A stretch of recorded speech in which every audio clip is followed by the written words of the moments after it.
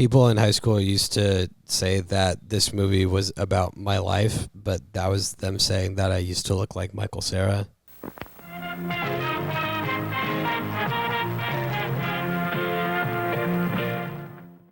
Yeah, I recently said that when I watched your first movie that you were giving off Michael Cera vibes, so that checks out. Which I would take as a compliment. I would take that as a compliment. I think he's hilarious. What people would normally say is that I looked like a cuter Michael Cera. Oh, well, that's definitely a compliment. Which makes me feel bad for Michael Cera because that's Don't be. He's got lots of money. kind of rude. He's a movie star. He's doing just fine. Okay. Well, if your feelings are hurt, Michael Cera, just wipe your tears with the money, I guess. Yeah.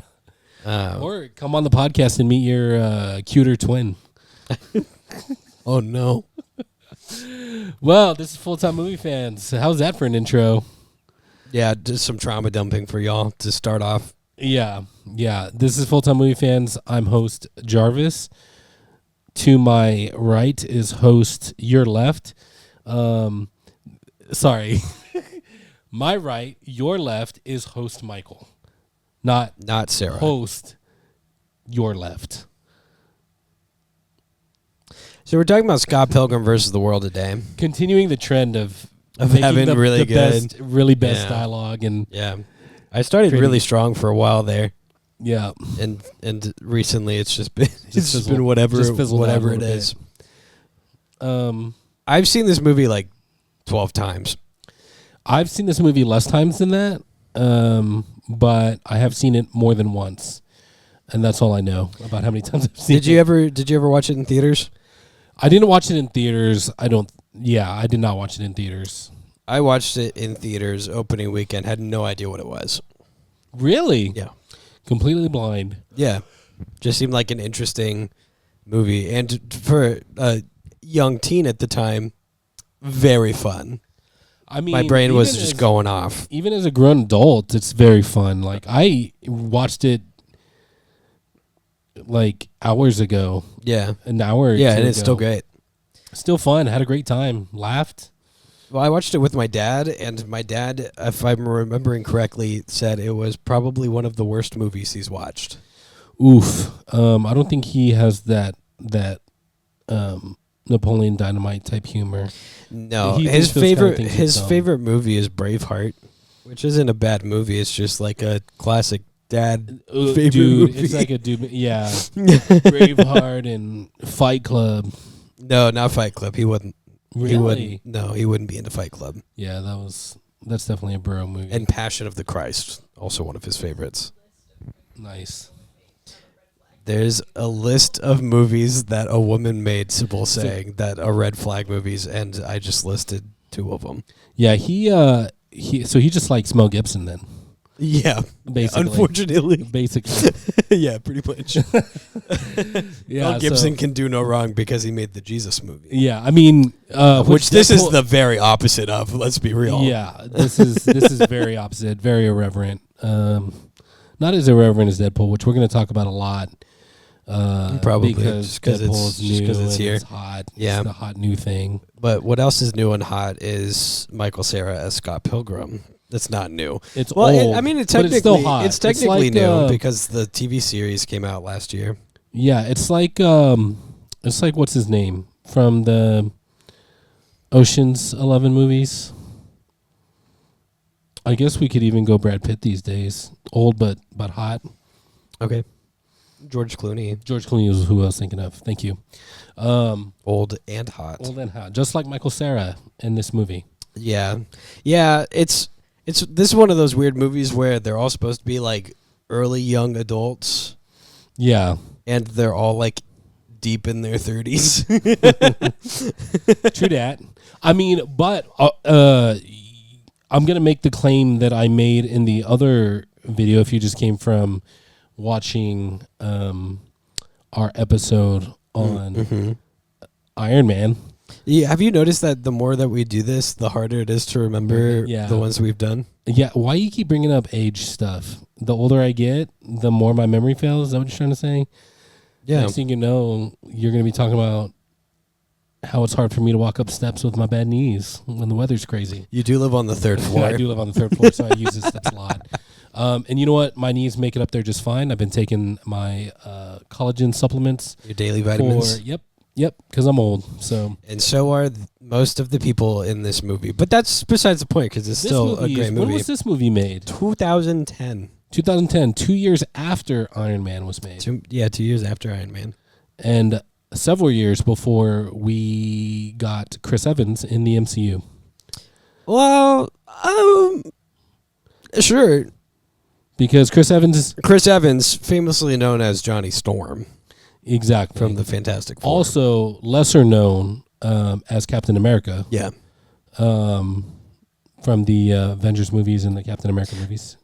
More known as one of Ramona Flowers' ex-boyfriends, Lucas Lee. Lucas Lee, yes. Who is also an actor, a pro skater turned actor, which we'll get to. He's a man of many talents, this Chris Evans guy. Yeah. Yeah. But this is, real quick, why don't you just go through the cast before we get into our first impressions? Because this is like, the cast kind of goes crazy. This one's studded for sure. Yeah. Michael Cera, Mary Elizabeth Winstead. Yep. Kieran Culkin, Anna Kendrick. Yep. Mm-hmm. Aubrey Plaza. Oh, absolutely. Jason Schwartzman. Yes. Ellen Wong. Yep. That's Knives Chow. Hold on. We're getting there. I don't like how they mix, but I guess it is in order of like how you see them. Chris Evans. Yep.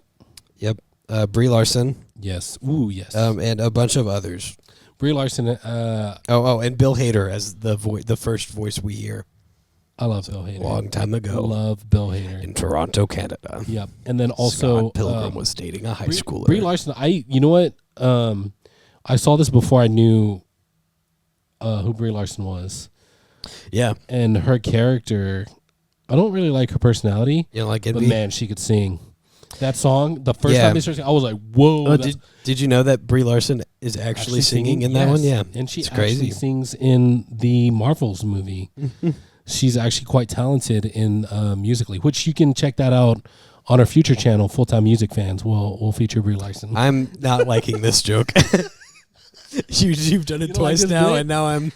You don't like any of my bits. Have you liked any of my bits? You didn't like my Ghibli bits. You don't like any of them. Well, we'll talk about it on our other channel. I just want you to like my bits, bro. Fans. Full-time only fans. That's what I'm not going to be willing to do with you. Okay. But so first impressions of this movie. You said that you saw it in theaters. Yeah, and I thought it was awesome. Like, hands down, I was like, wow, this is an awesome movie. Why? I could watch it like 10 more times. It's awesome? Like, it's so fast-paced and so, like, not serious that it's just, like, fun to watch. Let's be real, the story itself on, like, a surface level is so mundane that it should not be interesting. But, I mean, we talked about this, though, because sometimes it's just a simple plot that is the best. We talked about this in Hero. It's a simple story. It's not like it's the things around it. It's the things happening around the simple story. Like assassin guy tries to kill king. You know what I mean? Mm-hmm.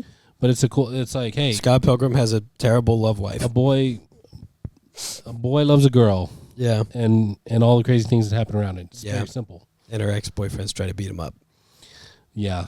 Well, exes. No, sorry. Yeah. Yeah, exes, not ex-boyfriends. Spoilers. To clarify. So that's mine. Watch the movie. Watch it twice. Watch it like 6 or 7 times. This is one of my comfort movies, but not like this is like a high energy comfort movie, not like a low energy comfort movie. Yeah. This is a movie you could just put on and you're gonna, it's gonna be a good thing. Like when it's the kind of movie when you're like, man, I don't know what to watch. I don't really feel like rolling the dice on something new. Just put it on. Yeah, I'd rather watch something I know is good. Let's watch Scott Pilgrim vs. the World.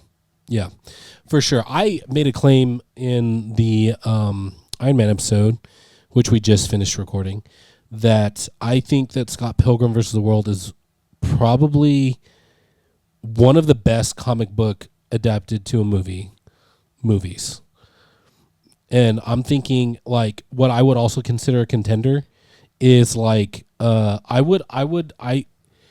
I'm kind of on the fence about it because it's not live action, but like Spider-Man Into the Spider-Verse, the things that are the same thing for me is it has very comic book, like it has the noises that are just like different color with an exclamation point on the screen, like are you like, pow, pow, type stuff. Like I need a clarification to see if I agree with you or not. Okay. Are you saying that it's a good, accurate to the source material movie, or just a good movie for it's it's based off of? It's a good movie for like having comic book vibes, but in a movie. Okay. Because I'll agree with you then. Because that is it's one of the best ones. Yeah, in that the case, way that it's filmed, the way that they even use some of the comic book, like showing certain scenes. It's really hard to make a comic or graphic novel or whatever book not feel cringe. Right. Yeah. Right. Exactly. And they do it well. Yeah, and I would say Into the Spider-Verse does that too, because it's not. Yeah. I think that's its own thing. It's not. I don't think it's based off of. It might be based off of some things in the comics. I wouldn't know about Miles. I don't know as much about Miles Morales as I do Peter Parker.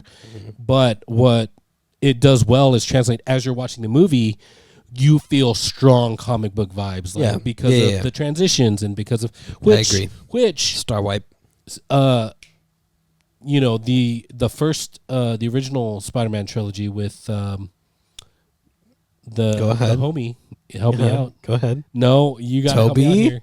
Not Tobey Maguire, the director, Sam Raimi. Oh. He was trying to give those comic book vibes through the transitions. Yeah, it didn't work very well. It was, could have been done better. But that's what I'm saying, is that trying to do that, Scott Pilgrim, I think, is probably one of the best, if not the best, in my opinion, based off of what I've seen. And then I would have Spider-Man and the Spider-Verse up there with it, like as far as like giving those vibes, the way that it's shot, the way that the story plays out, the craziness of it, the metaphors that are made to reality. Because I just rewatched it, and we'll go over it as we walk through the whole movie, but like where the metaphor of like opening the door to a relationship, they actually walk through a physical door that you see on screen. You know what I mean? And so the way that it plays out those types of things, some things don't make sense, but it's like, well, it's based off a comic book. And I think it does it really well, like near perfect in my opinion. Okay. Yeah. But my first impressions, sorry, I didn't even say those, was, so I did not watch this in theaters. I actually had some friends in college who were super into the comic books, is that accurate? You said maybe they're not comics, or like they're graphic novels. So don't piss off a fan base, please. Yeah. We don't want to do that again. We don't need that kind of bad publicity. Not after that thing you said in the last video, which you should go watch and check out so you know what we're talking about. Yeah. Or that thing I said about the Star Wars fans being weird. Oh, yeah. And that's in our Star Wars, The Last Jedi episode, which we also have a Rise of Skywalker episode just check out. So check out all our videos. Just be a bro and check them all out. We like to be contrarians. No, not really. When we care about it. I don't. You care about it a bit. If you have an opinion that's contrary to somebody else's. I don't. Okay. Well, sorry, come back to our new channel, Full-Time Contrary Fans. Yeah, so that was just me being contrary. Yeah, no, I got it. Yeah, don't worry, I got on. Yeah, sometimes my humor just doesn't connect with people, so I have to make sure they get it. That's my favorite thing comedians do. Yes. Is when they explain the joke after they say it. Yeah, because you have to, because when your humor's on a different level, you got to make sure they get it. Yeah. But what I got from this movie is that it was a lot of fun, dude. I saw some of the graphic novels. They were telling me the story, and they're like, hey, watch this movie. And watch it. I was very impressed. It was so funny. Like the physical humor was great. I mean, even the action scenes were crazy, but they were still good. The choreography was good. I think the creativeness, I mean, again, it's from the graphic novels, but if you're just watching the movie and you don't know that there's graphic novels, the creativeness on how he overcomes some of these enemies is very creative. I think it's very cool. Yeah. I always love that when it's not just a straightforward, hey, I punched you harder type situation, like, oh, I outthought you, which, again, happens in a few of these, which is hard to believe when Michael Cera's your main character. But hey, you know what? It's all fiction anyways. It happens, yeah. So I loved it. I would definitely recommend that you watch it if you haven't seen it, which you probably haven't. I don't feel like it was a huge hit. We'll get to that. Yeah. I'll tell you how big of a hit it was. Yeah. I mean, there's lots of huge hits in the movie. Between Lucas Lee and our main protagonists are a few of the big hits that I was thinking of. Yeah. So that's how you feel about the movie? That's good? People should watch it? People should watch it more than once. And maybe it'll become your comfort movie like it is Michael's. Yeah. So definitely recommend. It makes me feel seen. Yeah. Definitely recommend. Definitely check it out. And yeah, that's all I have to say about it. Well, thanks for watching the podcast for the rest of the... Yeah, I'm not speaking anymore after this because I've said all I need to say. I'm just kidding. I can't resist talking. Hey, full-time MFers. You like this video? We sure did. If you liked it, maybe you should share it with your friends. Maybe like the video and subscribe. If we were you, that's what we would do. If I was watching this, I'd be all over that. And I'd hit that share, and then I would hit that subscribe in that order. Yeah. There's also another video that's popped up. YouTube thinks you like this one, so you should watch that one now. See you next time.